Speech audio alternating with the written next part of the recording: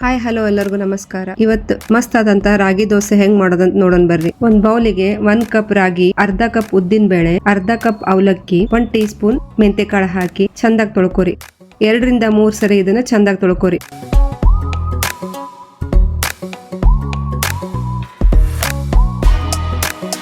ಆಮೇಲೆ ಇದನ್ನ ಮುಳುಗೋ ಅಷ್ಟು ನೀರು ಹಾಕಿ ಒಂದ್ 5-6 ತಾಸು ನೆನೆಯಾಕಿಡ್ರಿ.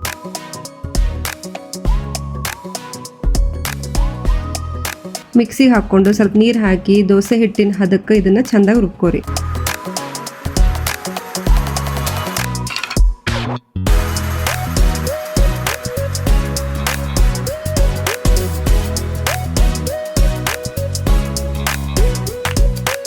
ಇದನ್ನ ಒಂದು ಬೌಲಿಗೆ ಹಾಕಿ 1 ಚಮಚ ಉಪ್ಪು ಹಾಕಿ ಚಂದಾಗಿ ಹಿಟ್ಟಿನ ಜೊತೆಗೆ ಇದನ್ನ ಕಲಸ್ಕೊರಿ. ಮುಚ್ಚಳ ಮುಚ್ಚಿ ಇದನ್ನ 6 ರಿಂದ 7 ತಾಸು ಇದನ್ನ ಫರ್ಮೆಂಟೇಷನ್ ಆಗಕ್ಕೆ ಇಡ್ರಿ.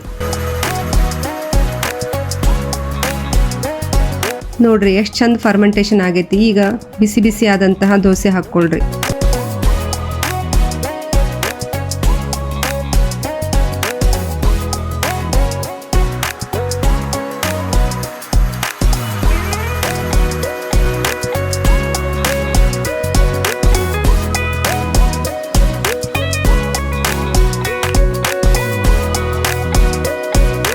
ಮೇಲೆ ಎಣ್ಣೆ ಮತ್ತು ತುಪ್ಪ ಹಾಕೋರಿ.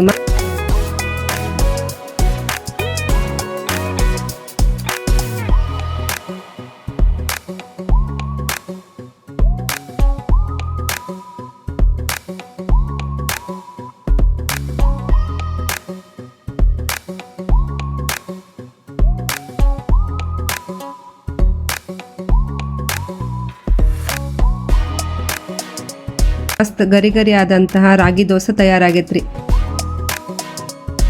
ಇದಕ್ಕೆ ನಾನು ಕೊಬ್ಬರಿ ಚಟ್ನಿ ಮತ್ತು ಬೆಟಗೇರಿ ಚಟ್ನಿ ಮಾಡಿದ್ದೆ ರೀ.